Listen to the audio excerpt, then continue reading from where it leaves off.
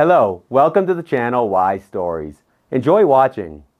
"Just don't get in the way," barked the rich man, tossing a large bill to the scruffy boy at the hospital entrance as he rushed toward his paralyzed son. But instead of a thank you, he heard, "Check your wife's purse on the bedside table." And when he did, a chill ran down his spine. Antonio's eyes were bloodshot from lack of sleep, his tie askew, his movements nervous and abrupt. Everything about him radiated extreme tension. Behind him walked his wife, 27-year-old Helena, anxious and sorrowful, with neatly tied blonde hair and a pale, tired face. She clutched the fabric of her dress at her waist, as if trying to hold on to reality. Their only child lay in the hospital in critical condition, nearly paralyzed, with doctors fighting for his life. Antonio wasn't in the mood for conversation. He walked briskly, nearly running toward the intensive care unit. On his way, he tossed a banknote, perhaps to brush the kid off, or to show that he was both wealthy and generous. Yet the message was clear: don't burden me with your problems. I have enough of my own. The entire hospital already knew their story. Antonio's wealth gave him access to top specialists and expensive treatments, but there were no guarantees it would save their son. And yet, instead of the expected thank you or silent gratitude, the boy suddenly shouted after him, "Check your wife's purse on the bedside table." The phrase was cryptic, absurd, and chilling. Antonio stopped in his tracks and turned around, confusion and a strange unease etched across his face. Helena frowned too, not understanding what was going on. The boy, dressed in stained, ragged clothes, stood with sorrowful eyes, but his voice was firm and surprisingly bold for his age. He looked about 8. Short and thin, bony shoulders, messy hair, a dusty face, and yet there was something eerily serious about him. "What?" Antonio asked again. "What did you say?" "Check your wife's purse on the bedside table," the boy repeated, then fell silent, clutching the bill in his hand. He seemed to sense he had said something important, though he looked a little scared by his own words. Antonio stared at him, and Helena glanced between the two of them nervously. There was a strange, haunting sense that this child knew something about them that even they didn't know. As if suddenly remembering his purpose, Antonio broke the silence and quickly resumed his pace toward their son's room. Helena followed, struggling to keep calm. They had barely eaten or slept for days, running from one specialist to another, exploring every possible treatment. Their son's diagnosis involved severe neurological complications. One expert had said there was a high risk of total paralysis if they couldn't stabilize him. Antonio and Helena were willing to spend everything they had to save him. And now this ridiculous phrase from a street boy had thrown them off balance. Some 8-year-old child from the streets had warned, "Check your wife's purse on the bedside table." Helena felt a flicker of anxiety, though she couldn't explain why. Her purse usually held makeup, a phone, a wallet, nothing suspicious. Why would anyone need to check it? Antonio walked straight to the bedside table where Helena's elegant purse lay, the one he'd given her for an anniversary. She used to carry it proudly to social events, but those days now felt a lifetime ago. She was consumed by her child's suffering. Antonio picked up the purse, sighed heavily, and glanced at Helena, who shrugged, unsure what to say. She felt uneasy about this search too. Antonio flipped open the flap and reached inside. He pulled out her wallet, her phone, a handkerchief, and then his fingers brushed against something metallic. A deep line furrowed his brow. His hand grasped an object that could not possibly belong to Helena. No, it was. "What is this?" he whispered, his voice breaking. He pulled out a compact black pistol with a worn handle. Helena froze in shock, as if something inside her had snapped. She had never touched a weapon in her life. "My God, Antonio! How did that get there?" she cried, staring in horror at the gun, at her husband, and then at their pale, motionless child. "I swear, I have no idea how." "Quiet!" Antonio interrupted sharply, glancing at the door to make sure no one saw. He quickly shoved the gun back into the purse, a cold shiver running down his spine. This wasn't a prank, it was serious. Possession of a firearm inside a hospital, especially by the wife of a high-profile businessman, could lead to a massive scandal. And worse, danger. Who had put the gun in her purse? Were they being set up? Was someone plotting something more sinister? He raked his fingers through his hair, trying to steady his thoughts. He'd sensed something was off for days, but he'd never imagined this. And how on earth did a homeless boy know about it? Helena, he said, trying to keep his voice low and steady. We need to stay calm. Our son is in critical condition. We're already under immense stress. But this weapon, someone planted it in your bag on purpose. The boy told us to check. He must have heard or seen something. Maybe it's a coincidence. Or maybe someone's trying to frame us. Helena turned pale as a sheet, her gaze darting. She wanted to scream, maybe you planted it, but knew how absurd that sounded. Antonio would never do such a thing. The stunned look on his face showed he was just as confused. Let's throw it away, she whispered. Take it to the police or something. I don't want it in my bag. No, Antonio shook his head. If we toss it, cameras might catch us. And we can't just walk into the police station, it could backfire. Imagine the headlines, wife of renowned businessman caught with firearm in hospital. We need to find out who did this and why. Helena sighed, panic rising inside. The thought of a gun in her purse sickened her. They had come to the hospital to save their child, not get tangled in crime. Antonio closed his eyes for a moment, then muttered. I'll stash it in the car. I've got a hidden compartment. We'll figure it out later. But first. What? Helena looked up at him. We need to find that boy. What's his name? Where is he from? What does he know? Why did he say that? Maybe he overheard something. All right, Helena nodded. Let's go. But before they could leave, a doctor entered with updates on their son's condition, the latest tests, and the need for more procedures. Helena and Antonio nodded, listening, but their minds were elsewhere. Antonio felt like the air had thickened. Things were spiraling out of control. He tried to stay composed for Helena and their son, but questions spun in his mind like a storm. Was this just a setup or an assassination attempt? Was someone targeting them? Why now, when their son was at his weakest? When the doctor finally left, he asked gently, You both seem very distressed. Do you need to rest? There's a family room available. You can't stay in ICU overnight anyway.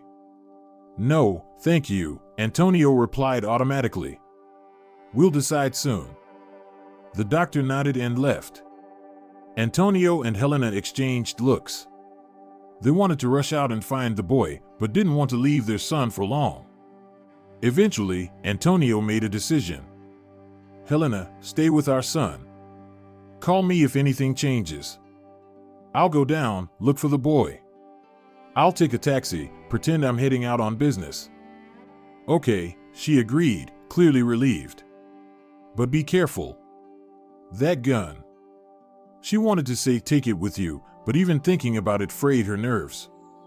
Antonio carefully pulled the gun from her bag, wrapped it in a plastic bag, tucked it under his coat, and said, I'll take it to the car. Lock it up. Don't worry, it'll be okay. Helena let out a barely audible sigh. Fear thudded in her chest, but she knew she had to stay by her son's side. She just nodded. Antonio exited the hospital, keeping his face composed though turmoil churned inside. He avoided drawing attention. The hospital courtyard was spacious, lined with benches and paved paths. Visitors strolled around, ambulances idled nearby, staff bustled between buildings. Fountains bubbled quietly, offering a false sense of peace. He reached his car in the paid lot, retrieved his keys, ensured he wasn't being watched, and placed the gun in the hidden compartment in the trunk, a spot designed long ago for documents or cash. Never had he imagined it would hold a weapon. After locking the trunk, he exhaled. Now to find the boy. But how? He could be anywhere by now. Just then, he spotted a nearby security guard, someone often stationed by the entrance. Antonio approached, greeted him, and asked, "Hey, friend. There was a boy earlier, about 8, dressed poorly. A street kid. Did you see where he went?" The guard blinked, then replied with mild curiosity, "Yeah, saw him. About 20 minutes ago. Headed toward the bus stop. Might have gone to the kiosks over there. Not sure. Thanks." Antonio handed him a bill. "If you see him again, try to hold him. Tell him I want to talk. No harm will come to him. My name is Senor Lagos. He can ask the front desk for me." "Got it," the guard nodded, recognizing Antonio as someone serious. "Will do." Antonio thanked him and briskly walked toward the bus stop. Nearby were several kiosks selling drinks, cigarettes, and snacks. Students from the local college crowded the area, as well as a few elderly women. Some people were heading home, others were just grabbing a bite. Antonio scanned the crowd for a small boy in ragged clothes, but the child was nowhere to be seen. Antonio wandered around for another 20 minutes in a futile attempt to find the boy, but it was as if he had vanished into thin air. A heavy feeling settled in his chest. The only thread that might have helped him uncover who had planted the gun was slipping away. Time was also ticking. He needed to return to the hospital and check on his son and Helena. He hesitated for a moment, unsure whether to keep searching, but ultimately decided he couldn't leave his wife and child alone for too long during such a difficult time. He would have to hope the boy would return to the hospital. Homeless children often linger in crowded places. He might show up again tomorrow. On the way back, Antonio imagined how it all might have happened. Someone had quietly opened Helena's purse. She often left it on the bedside table when stepping out into the hallway or talking with a doctor, and slipped a gun inside, either to provoke a scandal or to frame someone. The boy had probably witnessed the moment by accident or overheard a conversation and decided to tell Helena and Antonio. But why hadn't he gone into the room and said something there? Why shout from the entrance? Perhaps he was afraid the adults wouldn't listen or wouldn't believe him. Or maybe he didn't trust anyone at all and simply told the first parents he saw. Antonio frowned. If this had been done to blackmail or frame his family, more sinister acts might follow. Other surprises could await, and soon both the police and the press would be drawn into the story. Thinking of the press made Antonio shudder. Tabloid media thrived on scandals like this, and it could destroy his reputation and disgrace his son's illness by portraying the family in a grotesque light. Back in the room, Antonio saw Helena sitting beside their child. The boy lay with his eyes closed, connected to monitors tracking his heartbeat and breathing. The doctors had said that sometimes he slipped into a state close to semi-conscious sleep but could still respond to loud sounds or touch.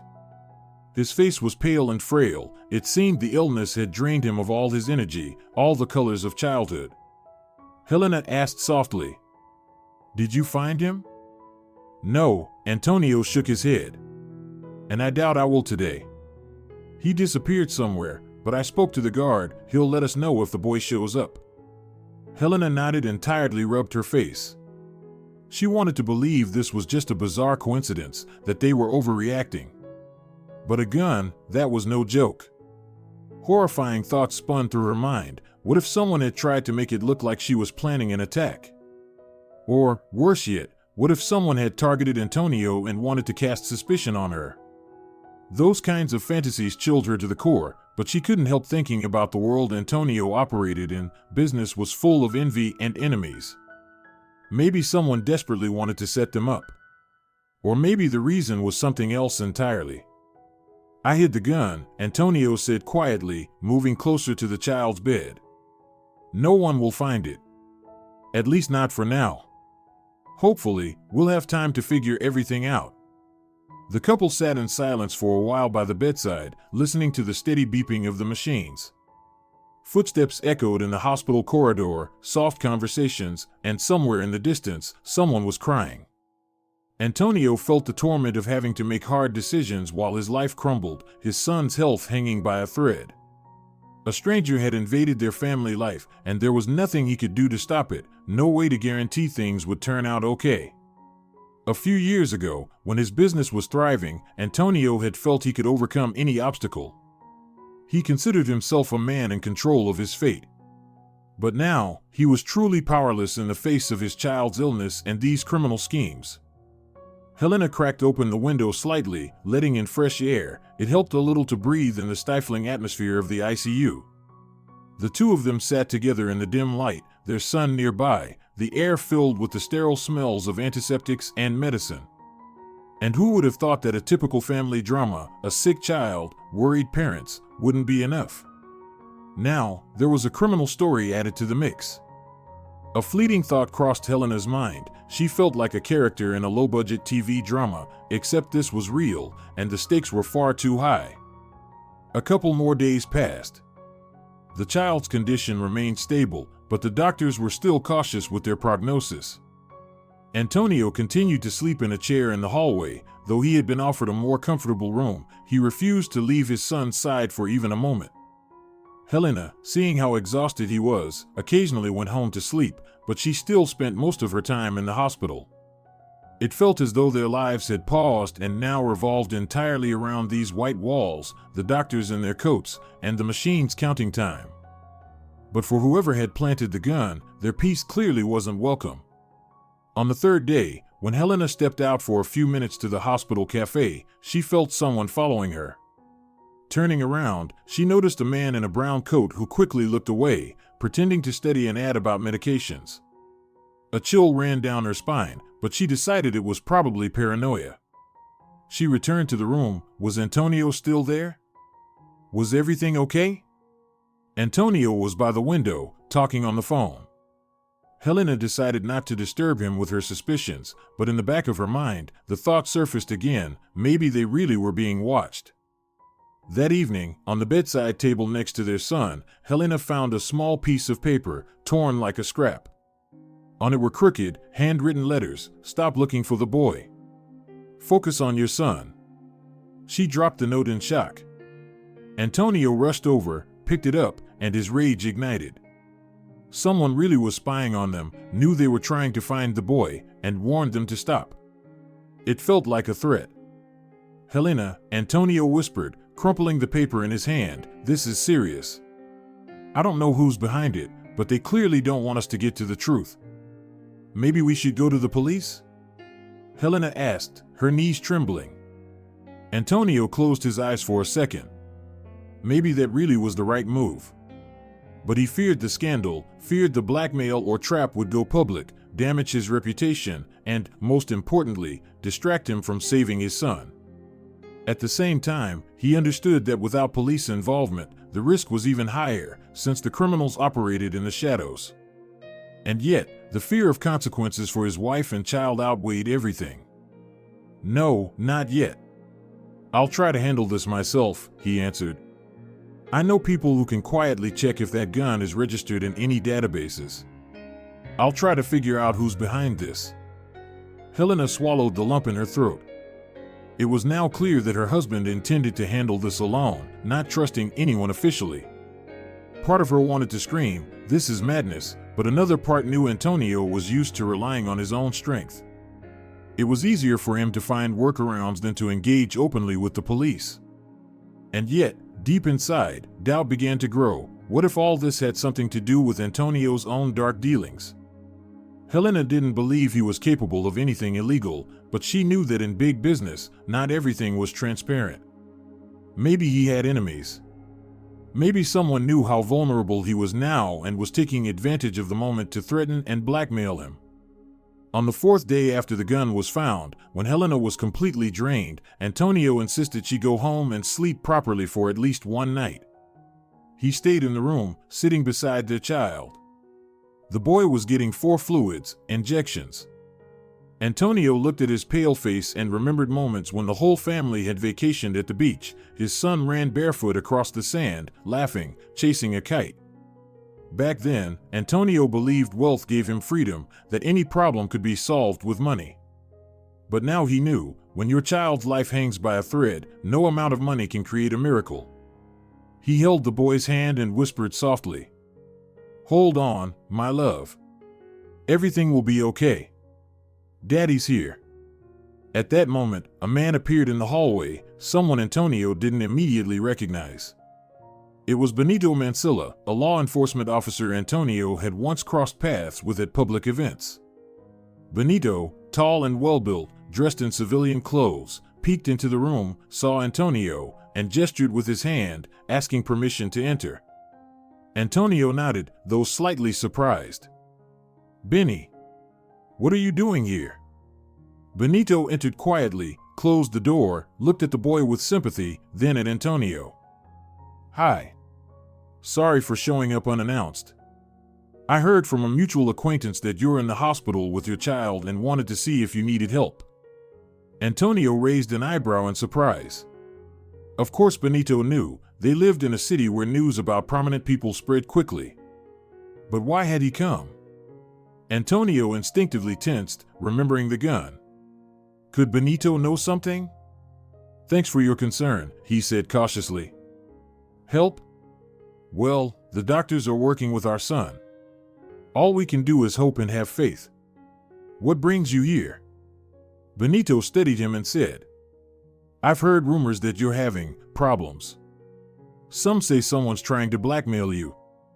I don't know if it's true, but if it is, I'd like to offer help. I have contacts. We could look into it, or at least protect your family." Antonio took a step back, lips pressed into a line.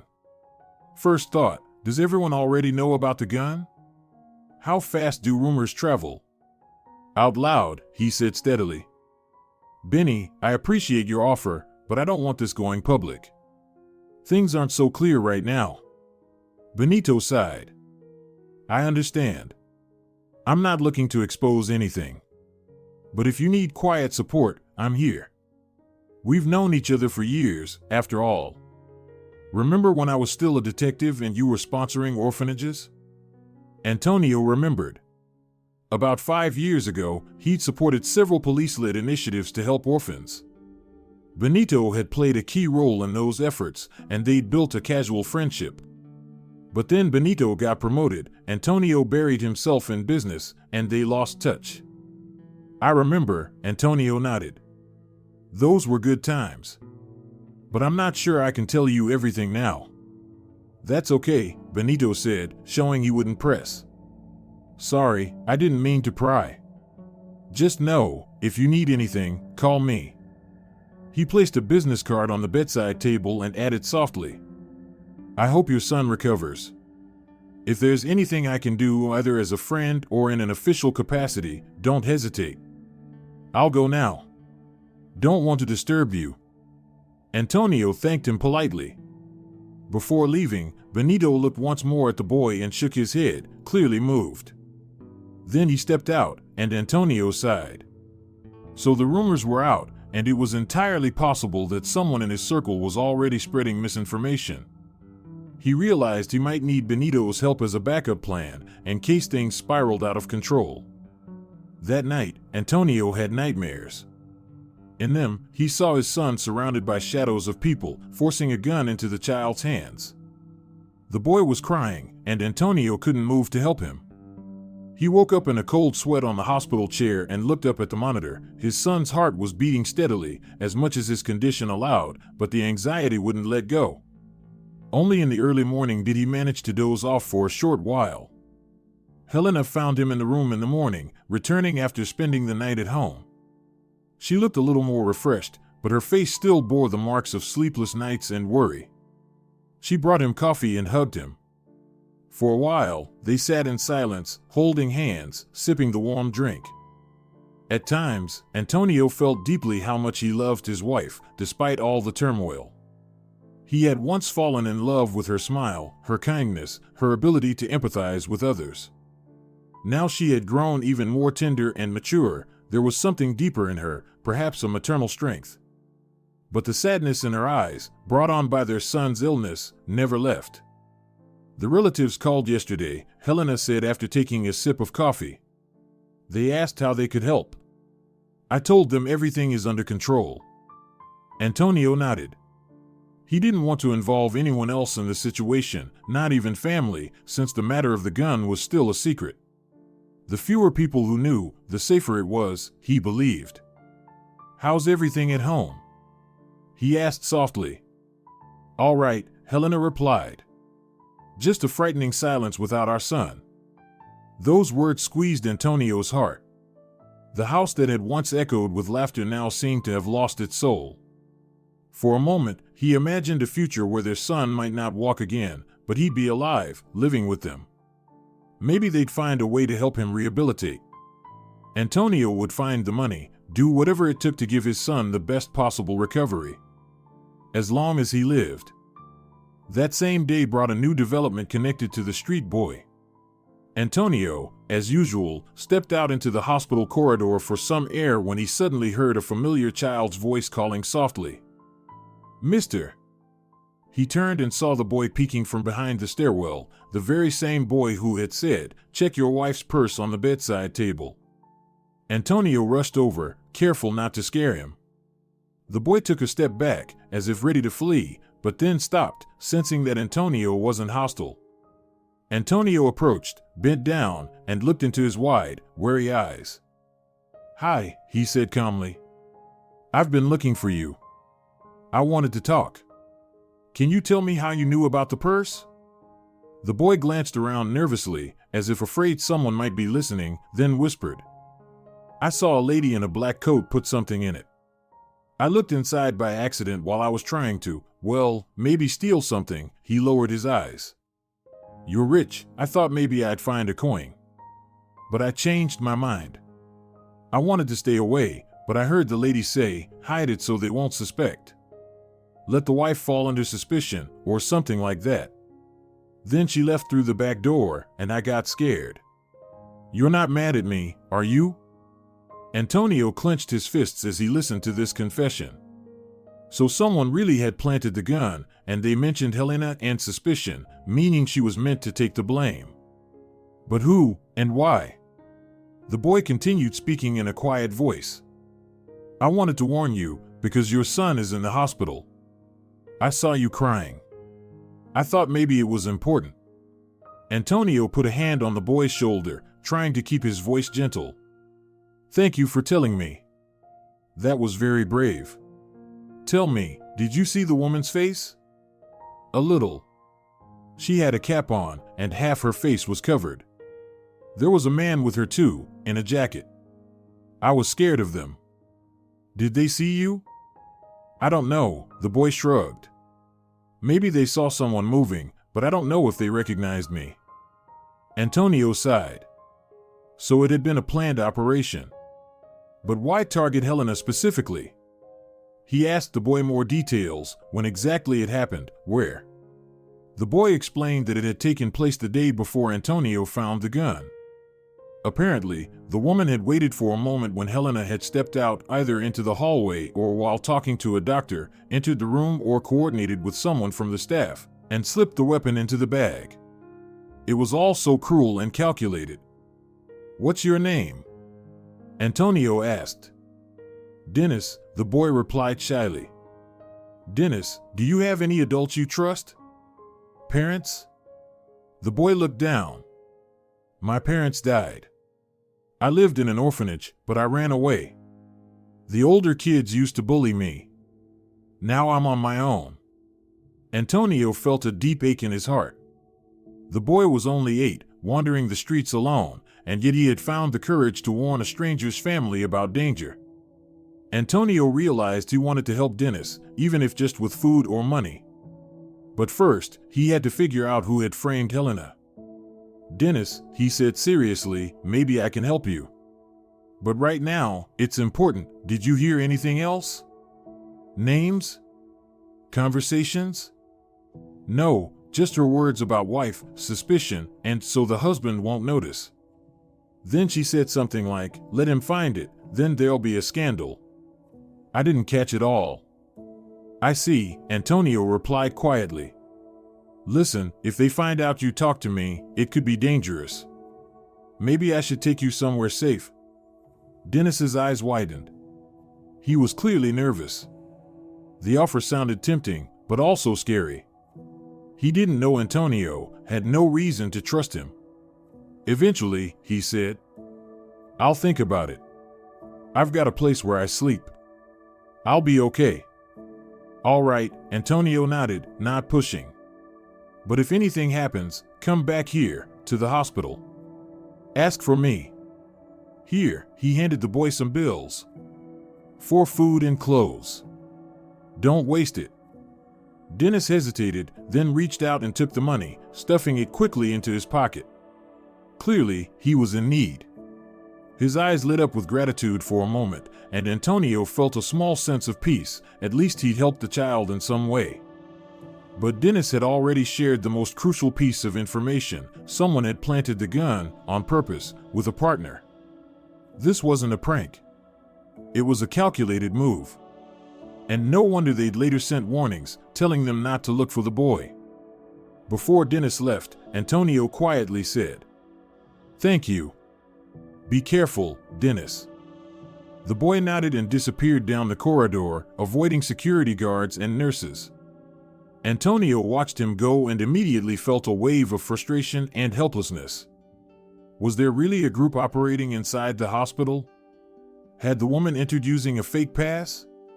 Could someone from the staff have helped her for a bribe? Antonio returned to the room where Helena was reviewing the latest test results the doctor had brought. He was on edge but tried not to show it. When the doctor left, Antonio told her everything Dennis had said. Helena grew paler with every word. "So it was a woman in a cap?" She repeated. "My God. Who is she?" "I have no idea," Antonio sighed, clenching his hands. "But she clearly wants something from us. Maybe it's blackmail." "What blackmail?" Helena asked, puzzled. "No one's called us, no one's asked for money. They only left that note, 'Don't look for the boy.' Maybe they'll make contact later, once they realize we know everything," Antonio suggested.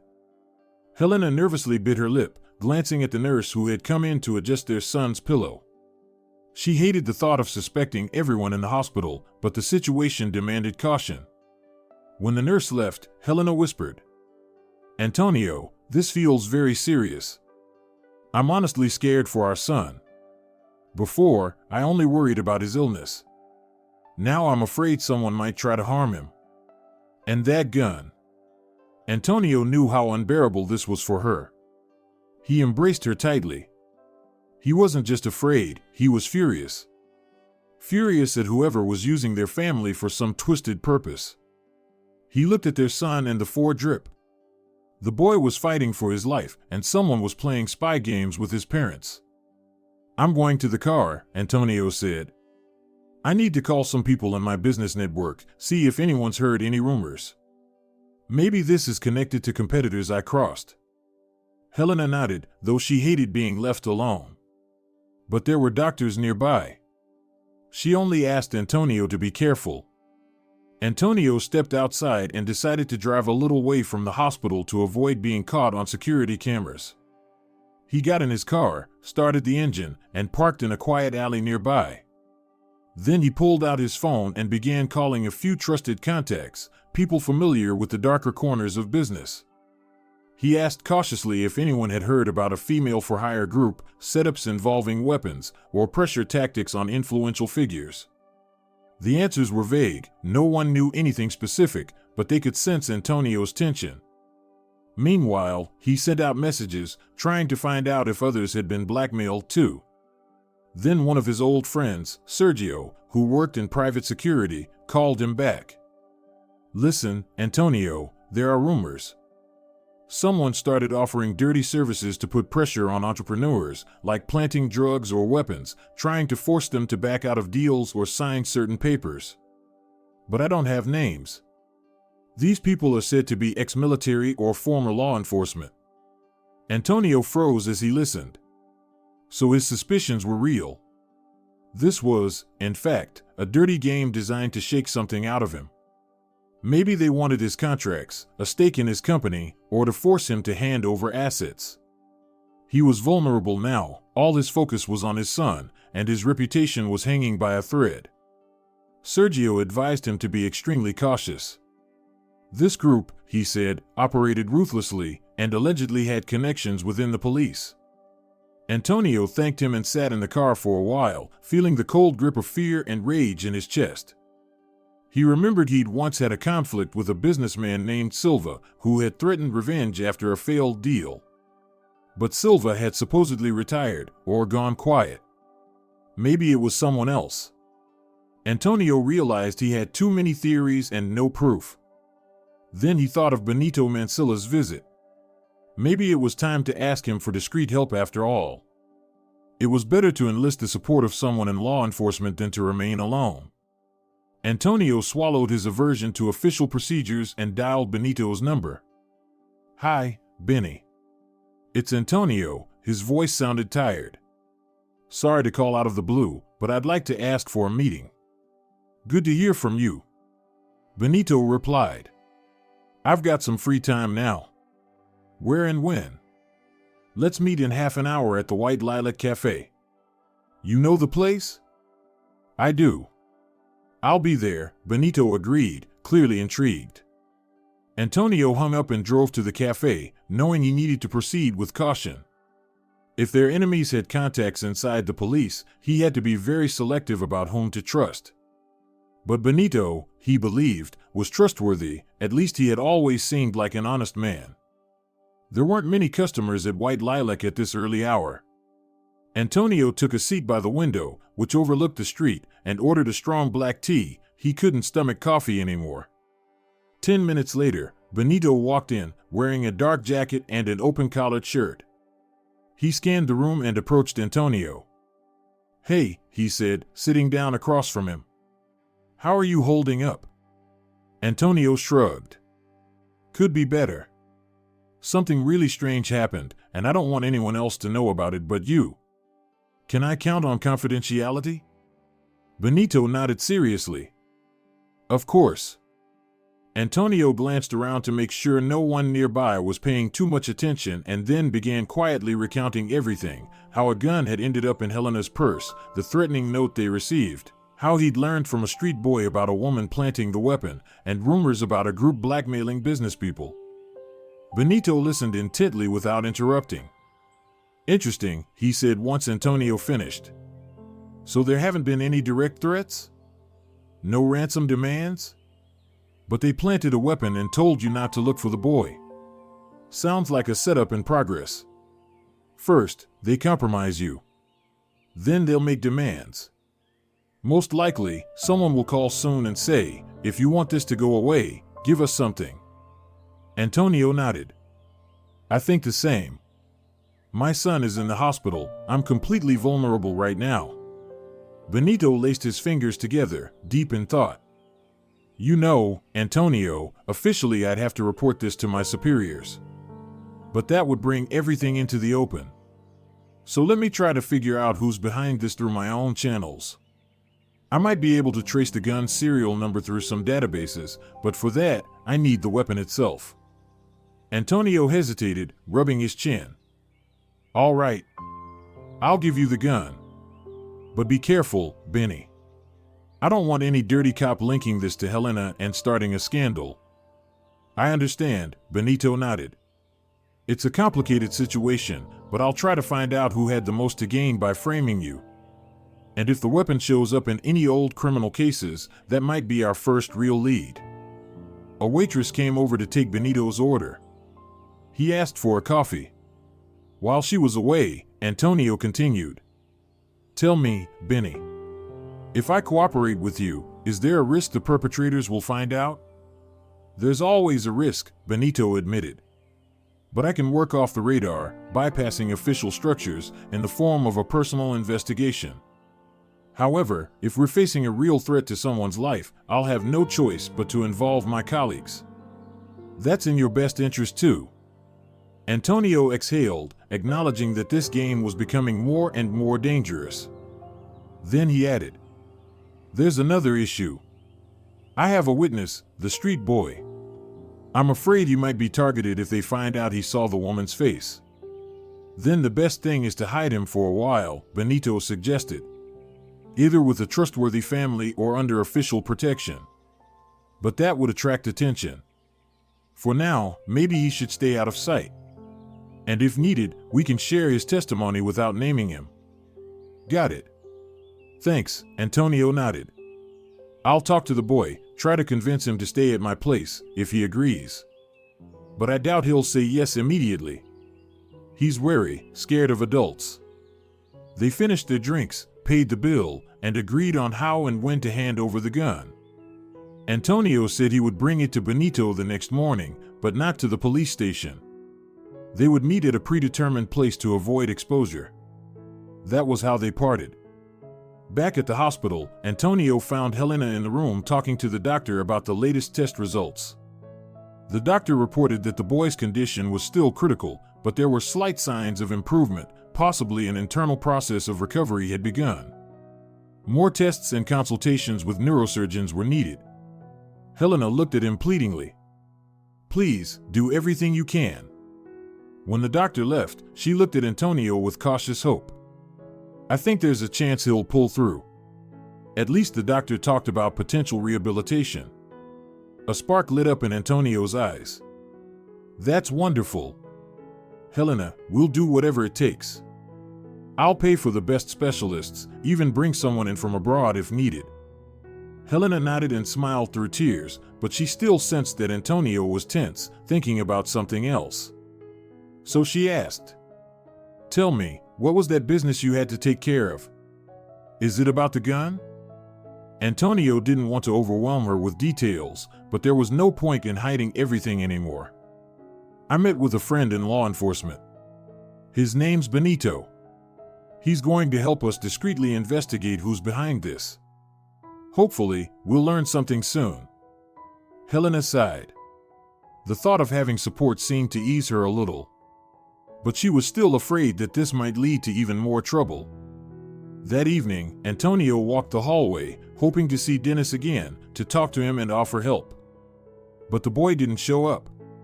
The guard said no one matching his description had entered. Most likely, Dennis was hiding, afraid of being caught by whoever might be hunting him. Antonio left a note at the guard desk. If a boy about 8 years old shows up, tell him to ask for Senor Lagos. I'm in room 304. Maybe it would work. That night, Antonio stayed at the hospital while Helena went home. In the early morning hours, Antonio was awakened by a gentle tap on his shoulder. He opened his eyes to see a nurse asking if he wanted juice or coffee. He thanked her and said he'd order later. He looked at his son, still motionless, but his breathing seemed slightly deeper than the day before. Antonio ran a hand through his hair and whispered, "It's going to be okay, my love." He couldn't fall back asleep, so he stepped out into the corridor to stretch his legs. At the end of the hallway, he spotted a small figure. His heart skipped a beat. It was Dennis, and he looked anxious. Seeing Antonio, the boy motioned with his hand and darted toward the stairwell. Antonio followed, trying not to attract attention. In the empty stairwell, they stopped. "Hi, Dennis. Everything okay?" The boy shook his head. I think someone was watching me. Some man was hanging around where I sleep. I got scared." "See?" Antonio said, frowning. "I told you it could be dangerous. Come with me. Stay at my place until this blows over. We have a big house." "I'm scared," Dennis said honestly, looking down. "What if you trick me too?" Antonio looked into his big eyes and felt a wave of pity. The boy had been betrayed so many times. But Antonio had to find a way to protect him. "Listen," he said softly and sincerely, "I'm offering you a temporary place, not in my big house if that frightens you. There's a one-bedroom apartment owned by a friend of mine. It's empty right now. I can pay the bills, bring you food. It'll be safer than the street. What do you say?" Dennis hesitated for a second, then nodded. He really was scared, and the idea of a warm place to sleep seemed less terrifying than before. He mumbled, "Maybe that's better. I don't want them to catch me. What if they, kill me?" His voice carried a raw fear that made Antonio's chest tighten. He placed a reassuring hand on the boy's shoulder. "Don't worry. It'll be okay. I won't tell anyone where you are. Just trust me. After lunch, I'll take you there. Wait for me here, near the hospital. I have to drop something off with my friend, then I'll come back. Okay?" "Okay," Dennis agreed. "I'll hide behind the garages." Antonio nodded. They stood there silently for another moment. Antonio handed him a small bag with juice and snacks. The boy took it, thanked him, and then they parted ways. Dennis slipped downstairs, and Antonio, with a heavy sigh, returned to his son. A long day lay ahead. He had to take care of his child, deliver the gun to Benito, and make sure Dennis didn't fall into the hands of the criminals. Around noon, Antonio told Helena that he needed to run an errand and would be back in an hour or two. She had grown used to his occasional absences, knowing they were tied to the crisis they were facing. Helena stayed with their son, performed soothing procedures, and spoke with rehabilitation specialists, trying to understand how to help her child return to a normal life. Antonio carefully retrieved the wrapped pistol from the hidden compartment in his car and drove to the agreed meeting spot with Benito. They had arranged to meet in a small garage on the outskirts of town, a place Benito used to rent as storage and knew would remain undisturbed. When Antonio saw Benito, he shook his hand and handed over the package containing the gun. Benito cautiously unwrapped it and inspected the weapon. "The serial number is partially filed off, but some of it's still legible," he said, running his fingers along the metal surface. "I'll try to run it through the database." Antonio frowned. "Be careful, Benny. If this gets into the wrong hands through official channels, they'll trace it back to us." "I'll be discreet," Benito reassured him. "I'll use trusted contacts. We've got experts who know how to work under the radar. As soon as I get something, I'll let you know. If you want, I can return the gun afterward or hand it over for safekeeping." "Better give it back," Antonio grimaced. "But make sure there's no way it can be traced to us. I want to destroy it, if I can." Benito nodded understandingly. After a moment's pause, he asked, "Antonio, do you have any specific enemies who might be capable of something like this? Try to remember any unresolved conflicts. It might be worth digging into." "I've been thinking about it," Antonio replied heavily. "I've had conflicts, envious competitors, but most of them are long gone or not the kind of people who could pull off something like this. Maybe it's someone I don't even know, someone who wants my money, or my reputation. Or both." Benito placed the gun in his bag and said, "We'll find out soon enough. I'll contact you when I have news. Hang in there, my friend." They parted ways. Antonio felt as though he had taken a step forward. At least the gun was now in expert hands, and maybe it would lead them to the criminals. An hour later, he picked up Dennis. The boy was waiting patiently by the garages, crouched into a ball to avoid being seen. When Antonio pulled up, he gave a quick wave. Dennis climbed into the back seat without a word, hiding from view. They drove through the streets, avoiding traffic, until they arrived at a modest apartment in a 9-story building in another part of the city. It belonged to an old acquaintance of Antonio's who had gone abroad and allowed him to use the place if needed. Antonio led Dennis inside. The apartment was simple but cozy: 2 rooms, a bedroom and living room, a small kitchen, and a bathroom. Not much furniture, but everything essential was there. Dennis glanced around cautiously, like a wild animal entering an unfamiliar den. Antonio pointed things out. "Here's the bed. There's a towel, shampoo if you want to wash up. I left some groceries too." The boy looked around suspiciously, but it was clear that the idea of having a safe place to sleep was winning him over. "I'll bring you food," Antonio promised. "But you can also go out for small things if you need to. Here's the key. Just don't go far, someone might spot you. And especially don't go back to the hospital unless it's urgent." "Okay," Dennis nodded. "Thanks." Antonio placed some cash on the table in case the boy needed to buy anything. He also left a note with his phone number. He checked if the landline worked. It didn't. The owner had disconnected it. Dennis didn't have a mobile phone, unsurprisingly, but Antonio thought he'd buy him a cheap one later. "I'm going back to the hospital," Antonio said. "But I'll visit. Maybe my wife will come too. She's kind, don't be afraid of her." "Okay," Dennis shrugged. "When will I see you again?" "Tomorrow or the day after," Antonio said. "If there's anything urgent, ask a neighbor to call me. Tell them you need to pass a message to Antonio. I'll write the number down again. And remember, don't tell anyone about us or the hospital. Got it?" Dennis nodded as Antonio placed the note on the bedside table.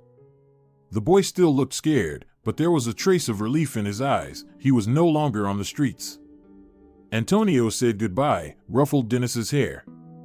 The boy flinched, unaccustomed to such gestures, but it was a touching moment nonetheless.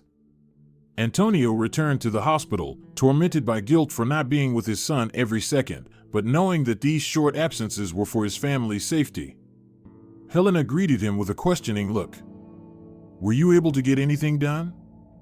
Antonio simply said, "Yes, I made sure our little friend is safe.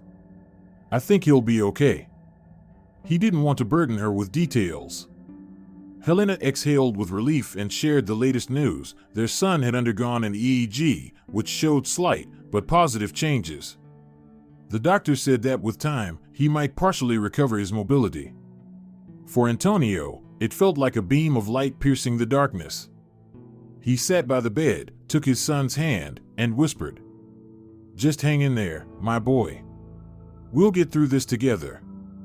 The next few days passed relatively calmly. No notes, no threats. The gun was with Benito for analysis. Dennis was safe in the apartment. Antonio visited him a couple of times with groceries and clothes. The boy was still withdrawn, but slightly more confident. Helena spent most of her time in the hospital, holding on to hope. But the calm was deceptive. About a week later, as Antonio returned late to the hospital to relieve Helena, she had finally agreed to sleep at home. He was confronted at the entrance by a tall man in a leather jacket. The man deliberately blocked his path. Antonio froze. There was clear menace in the stranger's eyes and mocking smile. "Legos, right? Listen, stay out of things that don't concern you. Got it?" Antonio frowned. Anger boiled inside him. This was clearly tied to the pistol. But he tried to stay calm. "I don't know what you're talking about," he replied, looking the man straight in the eye. "Don't lie," the man sneered. "It'll only get worse. Stay put, focus on your sick kid. We don't need trouble. But if you make waves, there might be an accident. And not just to the boy. Got it?" Antonio's heart skipped a beat. This was a direct threat to his family. He had a wild urge to punch the man but held back, unsure if he was armed or had backup nearby. "Get out of my way," he said coldly. "I won't let you threaten me. If anything happens, you'll regret it." "Oh, tough guy, huh?" The man chuckled, then stepped aside. "Fine. Pass the message along.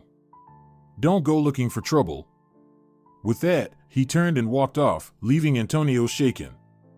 His enemies were playing hardball now, making threats right at the hospital entrance. That meant they either didn't care about the cameras or had people inside who would erase the footage. Knowing his son was just inside, Antonio hurried in, shaking with rage and fear. When he reached the room, Helena was getting ready to leave. She noticed his shaken state. "Are you all right?" "No," he answered honestly, lowering his voice. "I was just threatened outside. Told to back off. I think it's them." Helena went pale, horror in her eyes. "My God. What should we do? Maybe we need to hire security?" "We might have to," Antonio nodded. "Or ask Benito to send someone trustworthy. But the main thing is not to lose our nerve.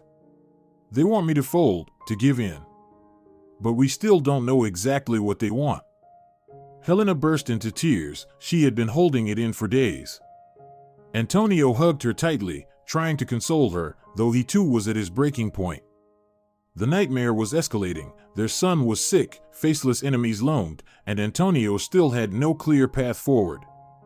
Helena stayed for another couple of hours to support him, then finally left for home. They ate quietly, food ordered from the hospital cafe. Later, Antonio sat by his son's bed, ran a hand over his forehead. It was warm. The doctors had warned about occasional fevers. Antonio felt an overwhelming urge to shield his child from all harm, but also the helplessness of a man at war with shadows. The next morning, Antonio called Benito and told him about the incident. Benito replied that he would return the gun in a couple of days. The analysis was still ongoing. But one thing was already clear: the weapon had been used in a robbery and had since disappeared from the evidence warehouse.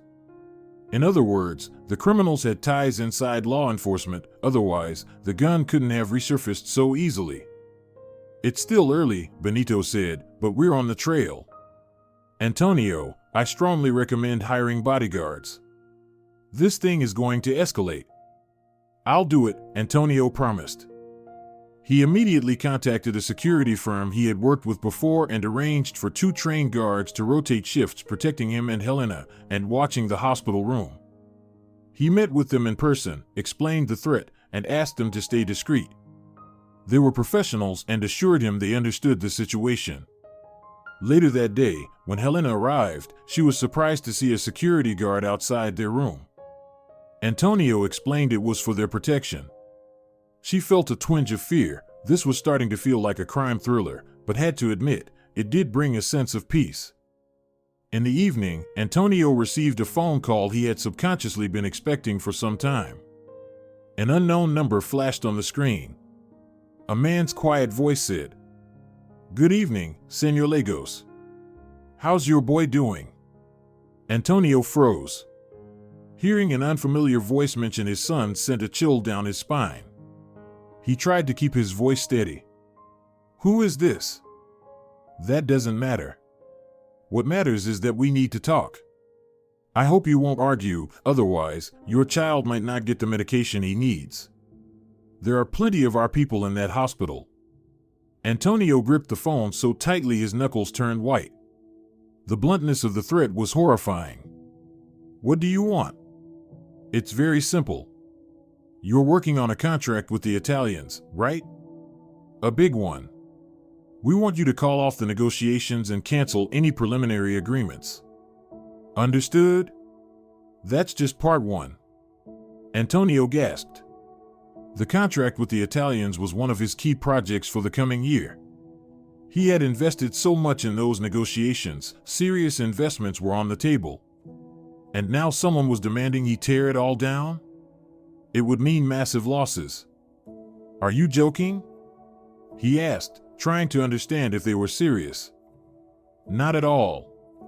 Do you think we planted that gun in your wife's bag just for fun? That was a test run. If you don't comply, we'll report that the gun was found and your wife will be charged with possession of a weapon. And we might just find witnesses saying you're tied to something worse. So make your choice, do what we say, or things will get very ugly. Think it over until tomorrow." The call ended with a series of cold beeps. Antonio stood frozen, staring at the blank television on the wall. Now it was clear, this was corporate blackmail. Someone had a vested interest in making sure he didn't secure that contract. They were trying to force him to back out, and using his family as leverage. Disgusting. But they knew he was vulnerable now, and that he'd do anything to protect his child. Antonio realized he didn't have many options. On the one hand, he had no intention of giving up without a fight. He wanted to protect his son, and he also wanted to keep the contract. But how? He needed to inform Benito right away. This was outright extortion. If undercover police could catch these people, they might just end it. But the danger was real. These criminals had ties inside law enforcement. If anything leaked, it could backfire badly. It all depended on how discreetly Benito could act. Antonio didn't tell Helena right away. He knew it would only push her over the edge. She was already a shadow of herself after everything that had happened. He simply said that some people had called and were pressuring him to abandon a business deal. She sensed it was connected to the threats but didn't pry, seeing how tense he was. That evening, their son's condition worsened, his fever spiked, and the treatment plan had to be adjusted urgently. Helena was so overwhelmed she didn't have the strength to worry about secrets. Antonio was torn between speaking with doctors and checking in with his security staff. The situation was critical on every front.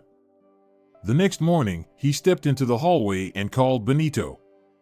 "They want me to cancel the contract with the Italians," he said. "They're threatening my son and said they'll plant evidence against us if we don't obey." Benito listened and replied seriously, "That's pure blackmail. If you can get their number and record the call, we could file charges for extortion. But you realize there'll be an investigation and it might make waves." "I know," Antonio cut in. "But is there any way to catch them quietly?" "There's a chance," Benito replied. "If we can trace the calls and insert agents at the right time. But that takes time, and you don't have much. They gave you a deadline. Do you want me to act immediately, or can you buy us a little time?" Antonio thought it over. The criminals would likely check if he was really backing out of the contract. If they noticed a delay, they might strike. Maybe he should pretend to comply, just to stall while Benito made his move. "I'll pretend to follow their demands," he proposed. "Meanwhile, you handle the technical side. Try to identify them, intercept the calls. Just make sure there are no leaks." Benito agreed, promising to do everything he could, and warned Antonio to stay alert. More demands could come any time. So the dangerous game began. Antonio called his head of legal and instructed him to immediately freeze negotiations with the Italians. The man was shocked, insisting it was nonsense. They were about to finalize the deal.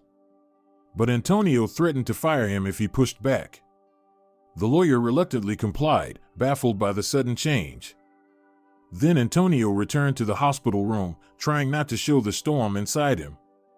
But when he saw his son, pale but now fever-free, a glimmer of hope sparked.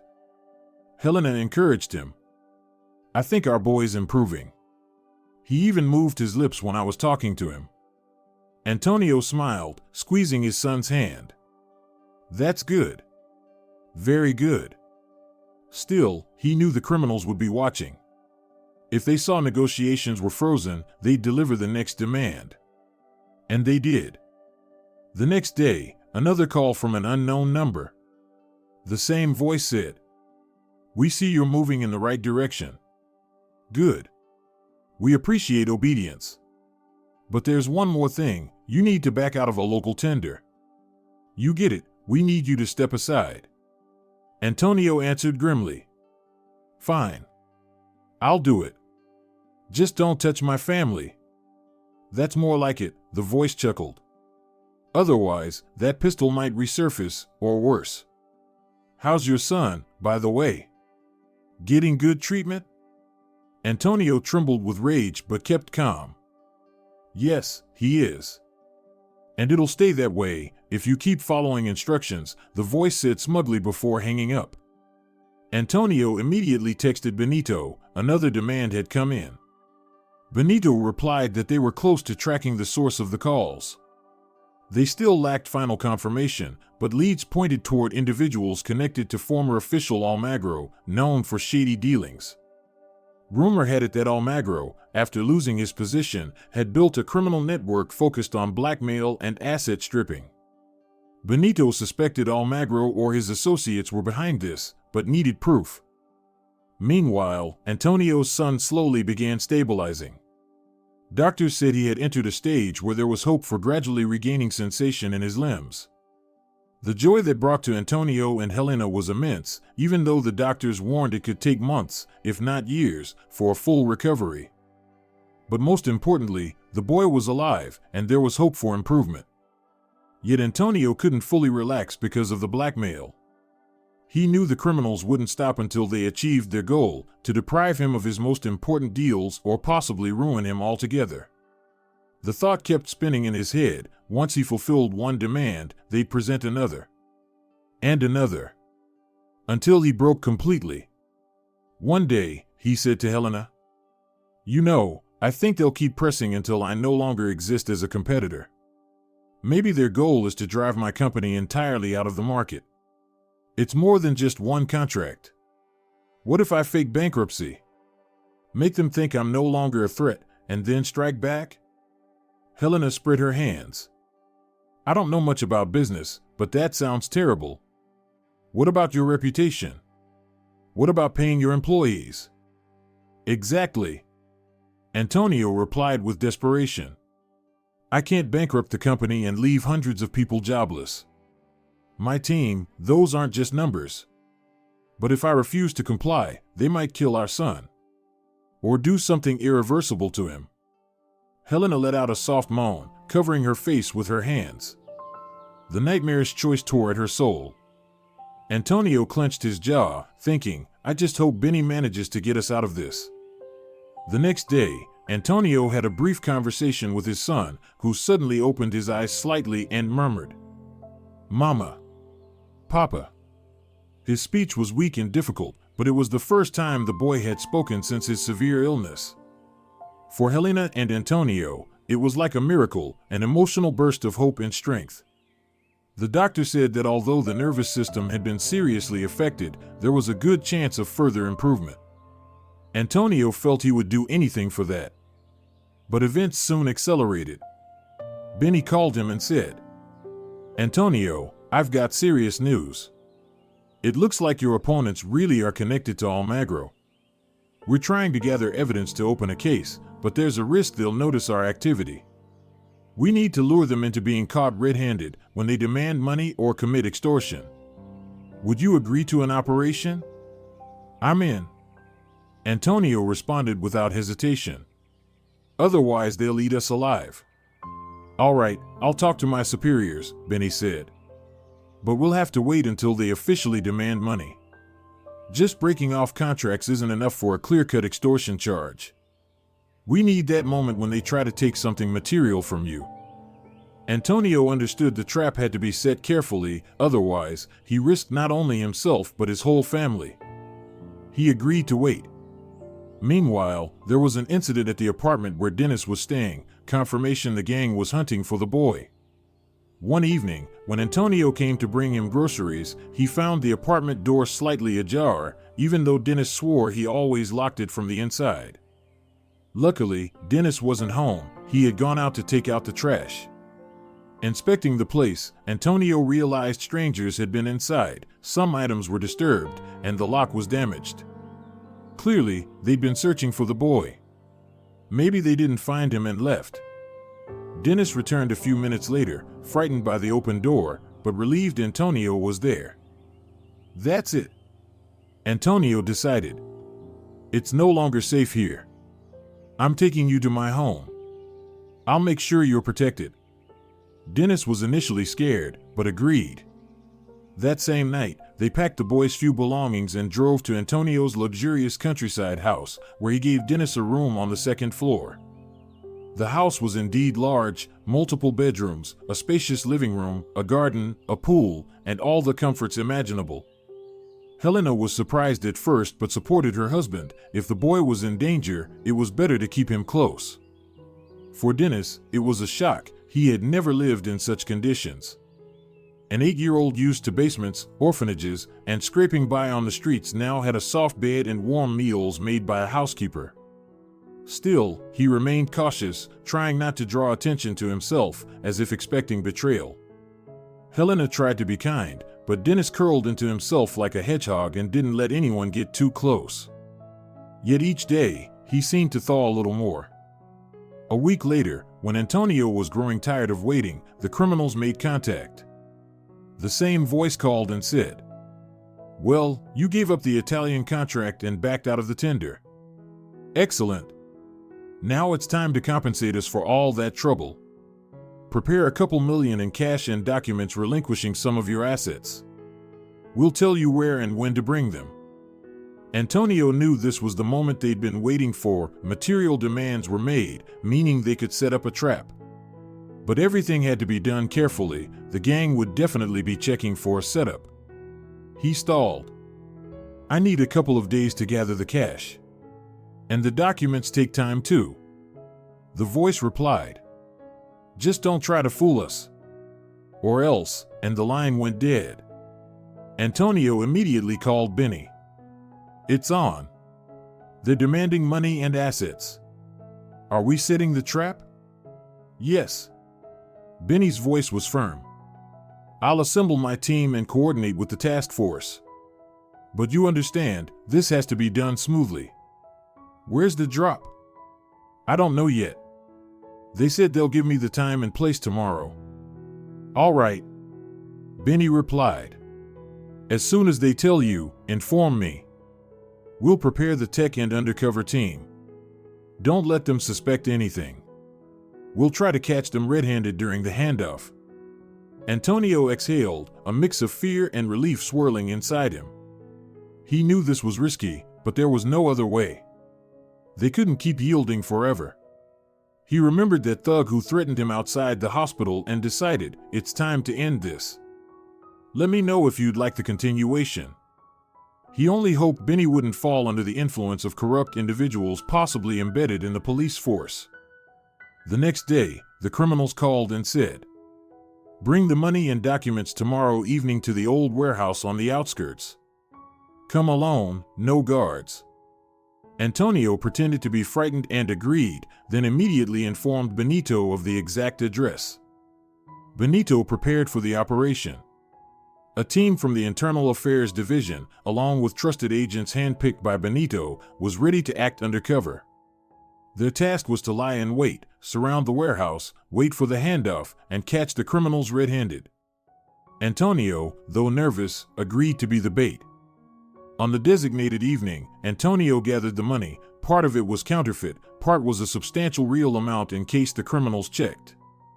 The documents were prepared by a lawyer. They appeared to transfer two companies, but included hidden legal clauses that would nullify the transfer if it had been signed under duress. Everything was carefully planned. Antonio drove to the warehouse in his car. His bodyguard stayed at a distance to avoid detection. He stepped out with a bag of money and a folder of documents in hand. At the warehouse door, two thugs met him, immediately frisking him for any recording devices. Antonio had expected a search, so all transmitters had been left with Benito. Communication with the police was through an earpiece with a tiny chip sewn into his jacket pocket, which fortunately went unnoticed. Inside stood the same man who had threatened him at the hospital, along with the woman in a cap and black coat Dennis had seen. They were a shady duo, grinning smugly at the sight of Antonio. On the floor was a sack, presumably for the money bag. Well, well. The man greeted him. You brought what we asked? I did, Antonio replied, feigning fear. Here's the money, about $2 million, as you demanded. And here are the signed documents. He handed over the folder, which the woman immediately began to flip through. The man opened the bag, pulled out several stacks of cash, and quickly checked them. Satisfied that the money was real, he nodded. At that moment, the woman said, So, you think this is enough for us to leave your wife and son alone? Don't forget, we can find that gun at any time and turn it over to the right people. But if you continue to behave, we won't need to. Antonio clenched his jaw and remained silent. The man sneered. If you try to get clever, remember, we've got people in the hospital. Your son may not survive if a doctor happens to make a mistake with the meds. Got it? Antonio felt a chilling wave of fury sweep through him, but he knew he had to wait, give the police time to document the handoff and threats. He prayed that the hidden mic was capturing everything. Now's the time to strike, he thought. Please, Benny, don't be late. As if in answer to his thoughts, a voice shouted from outside. Police! Hands in the air! Nobody move! Armed officers burst through the doors and windows. Antonio dropped to the ground to avoid crossfire. The criminals scattered in panic. The woman drew a gun and fired toward the entrance, but one officer shot her in the arm with a rubber bullet. She screamed and dropped the weapon. She was tackled to the ground and handcuffed.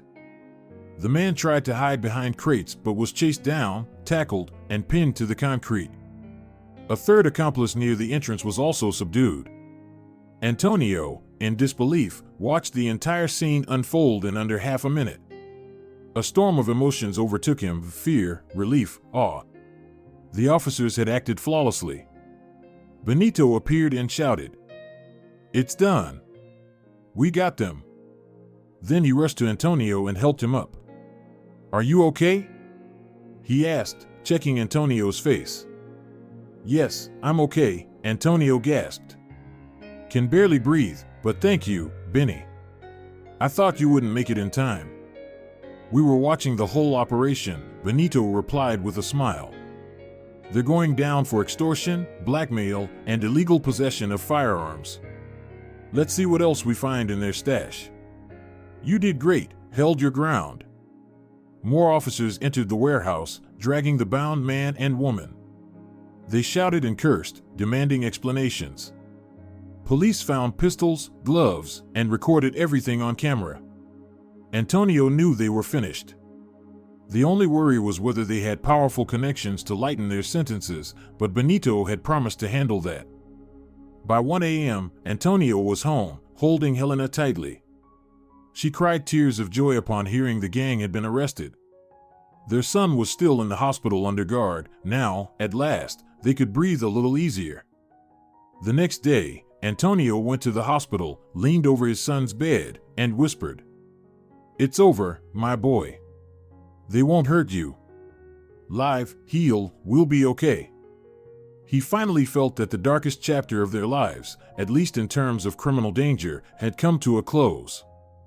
A few days later, the police announced the arrest of a group tied to former official Almagro. The investigation uncovered multiple extortion schemes involving planted drugs, weapons, and fake documents. Antonio served as a key witness. He was allowed to remain anonymous during some parts of the process to protect his family. The gun once planted in Helena's purse became a crucial piece of evidence, showing that this gang had a well-practiced method: frame the spouse to control the businessman and force him to give up lucrative deals. A week later, their son's condition improved so much that he could sit up in bed and speak in short sentences. Helena wept with joy hearing his quiet voice. "Mom, how did I end up here?" She began telling him everything, leaving out the terrifying criminal details. Antonio sat nearby, holding his son's hand, overwhelmed with gratitude that things were finally turning around. One evening, Dennis asked to visit. Antonio agreed, letting him meet their son. Dennis came in shyly, holding a chocolate bar. Helena introduced him. "This is Dennis. He helped us when things were at their worst. He came to see you." Though still weak, Antonio's son smiled at Dennis, who beamed back, slightly embarrassed. Hospitals terrified Dennis, reminding him of scavenging in hallways for food or warmth. Antonio and Helena decided that since Dennis had been through so much with them and risked his own safety to help, he should stay with them, at least until a better family or official guardianship could be arranged. But deep down, Helena began to feel something stronger, a desire to keep Dennis in their family. She saw in him a rare kindness and loyalty, even more than many adults. And Antonio's son clearly wanted a friend. One day, Helena said to her husband, "Maybe we really could give him a family.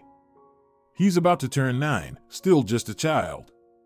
He shouldn't live on the street." "Yes," Antonio nodded. "We'll need to sort the paperwork. But first, let's wait until our son gets stronger. Then we can think about guardianship or adoption." Tears of joy welled in her eyes as Antonio embraced her. Their son lay in bed, Dennis beside him, sharing stories of collecting bottles and meeting other street kids. Antonio listened with a heavy heart, filled with compassion and the urge to protect this boy who had once warned them, "Check your wife's purse." Soon came the day their son was discharged. The doctors transitioned him to home care, regular visits, massages, and rehab. Though still weak, he could speak and move his hands a little. It was a victory Antonio and Helena had long dreamed of. They brought him home, to a specially prepared room with comfort features. The house was filled with a quiet joy, their son in his bed, Dennis nearby, always ready to help. Helena cared for them both, often weeping softly when she saw her son smile again. Antonio ran errands, bought medical equipment, and hired top rehabilitation specialists. As for the case against the extortionists, it was ongoing. Benito occasionally updated them. The Almagro gang had been dismantled. Almagro himself had gone into hiding but was now officially wanted. Several associates were in custody, facing long sentences for extortion, threats, and evidence tampering. The police confirmed the gun had been seized, and Helena was no longer under suspicion. They had been victims of a criminal group, case closed. Warm spring days followed. The sun grew brighter. Buds bloomed in Antonio's garden. Helena was thrilled to take their son out in a wheelchair to show him the flowers. Weeks passed since the drama ended. One afternoon, while Antonio helped his son use a small training machine in the yard, a car pulled up. Benito stepped out. Antonio called Helena, and together they met him in the living room. "Well?" Benito smiled. "I can officially congratulate you. The main part of the case is closed. Those directly involved in the extortion are behind bars. Some made deals and testified against Almagro. It's unlikely they'll get out anytime soon. You're safe now. No one will bother you again." Antonio and Helena exchanged glances, a look of relief on both their faces. Helena smiled and reached out to shake Benito's hand. "Thank you so much. We couldn't have made it without your help." "Yes," Antonio added, "you saved our lives." Benito joked that he was just doing his job, though it was clear he appreciated their gratitude. He looked at the boy lying on the couch, who could now sit up with the help of a pillow. Benito stepped closer and shook his hand. "I heard you're slowly recovering. Good job. You're a real hero." The boy blushed and smiled. Sitting nearby was Dennis, watching the scene quietly. Benito noticed him and asked, "Is this our brave friend?" "Nice to meet you." Dennis nodded. Antonio introduced him, saying Dennis now lived with them. Benito nodded approvingly. "Great idea. I hope you find happiness here." Thus ended the criminal chapter of their lives. But a new one began, no less touching and important. Helena and Antonio dedicated the following months to their son's recovery, helping him with physiotherapy sessions, relearning how to hold things, and walking again with support. Progress was slow at first, but the boy showed remarkable resilience. Dennis turned out to be a wonderful emotional support. He cheered him on, suggested simple games, tried to entertain him, even read books, though he wasn't great at reading himself. The two boys together were a moving sight, one recovering from a serious illness, the other a former street child, both smiling genuinely when things went well. Helena, watching them, felt immense gratitude to fate. Despite the horror they had lived through, everything had ended relatively well. And both she and Antonio wholeheartedly agreed Dennis should stay with them, whether formally adopted or under guardianship. When they brought it up with Dennis, he said cautiously, "I don't know if it's right. I'm not your son. What if you get tired of me?" Helena embraced him, her emotions overflowing. "We'll never get tired of you. You've already become a part of our family, even if we haven't known each other long. We've been through so much together, and we want you to grow up surrounded by love and support." Dennis cried, something that rarely happened. He was used to the roughness of the streets, but this time, the tears came. He clung to Helena like a mother and whispered a quiet thank you. It was perhaps his first step toward believing in the possibility of a happy future. Several months later, Antonio's son was making significant progress. He could now walk through the house using a cane and occasional help. Doctors said he would likely never run like before, but 70 to 80% of his mobility would return. For Antonio and Helena, this was a miracle. Their son could talk, smile, and play board games with Dennis. Dennis, who had never attended a proper school, now studied with a private tutor Antonio had hired. He proved to be bright, learning quickly. Antonio's son was a little envious at first, but the two became best friends, often reading or playing together. A year after the ordeal, Antonio signed several other major contracts. His company regained its financial standing. Rumors circulated about criminal pressure on his business, but no one knew the details. The media never got a scandalous headline. The police had kept the investigation discreet to protect the undercover operation. Antonio continued his business but with less enthusiasm. The traumatic experience had shifted his priorities. He now preferred to spend more time with his wife, son, and Dennis. Family had become everything. His son continued improving. The doctor, once skeptical, now smiled proudly as the boy walked from one room to another with only light support. The prognosis was optimistic. Perhaps, over time, he could regain even more mobility and live a full life. Dennis also made great strides in his education. Sometimes they competed to see who could memorize more from their textbooks. The house rang with cheerful laughter, heated debates about math and geography. Helena was happy to see both boys thriving, her biological son recovering from illness, and her foster son becoming more open and trusting. Dennis even let Helena call him son, and occasionally, in moments of emotion, he'd slip and call her mom. Antonio, witnessing it all, felt the joy of having true happiness return to their home. Yes, the road had been hard. The scars of fear, blackmail, and hospital corridors remained. But they were alive. They were together. And the criminals were behind bars. One evening, the whole family sat on the veranda, watching the sunset. Dennis, holding a notebook filled with his drawings, quietly asked, "What about the woman who planted the gun in the bag? Is she in prison now?" Antonio looked away, remembering the criminal in the cap. According to the latest reports, she had been sentenced to several years in prison for her role in the extortion and weapons case. She had testified that she was following orders from a man named Almagro. Antonio knew Almagro was still in hiding, but his network had been dismantled. "Yes," Antonio answered, "she's facing the consequences. You don't need to think about her anymore. What matters is that you're safe now." "I don't think about her," Dennis shrugged. "But sometimes I get scared. What if she has friends who come looking for me?" Helena smiled gently and took his hand. "We're here with you, sweetheart. We have security now, and the police know who you are. No one will hurt you. We won't let that happen." Antonio's son chimed in. "I'm stronger now, even if I walk funny. If someone tries to hurt you, I'll protect you. Right, Dad?" Antonio laughed, looking at his fragile boy, so willing to defend his friend, even after all he'd been through. He wrapped his arms around both boys and said, "We're together, kids. And we're not afraid of anyone anymore." They sat like that on the veranda, feeling the warm summer breeze, wrapped in the peace of family love. Challenges still lay ahead: rehabilitation, Dennis's adaptation, legal formalities. But the most important thing was that they were together, and fear and blackmail were now in the past.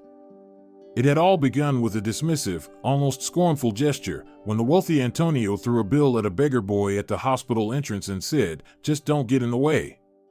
But those words triggered a chain of events that nearly cost them their business, their name, and their lives. "Check your wife's bag on the nightstand." The boy had cried.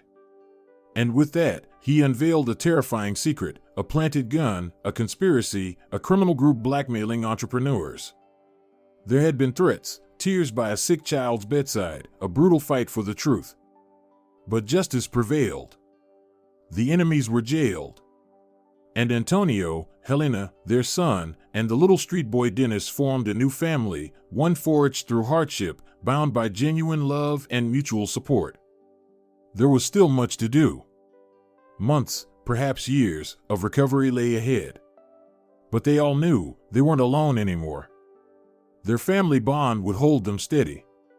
And if someone were to ask, "Do you believe in miracles?" they could honestly answer, "No magic here."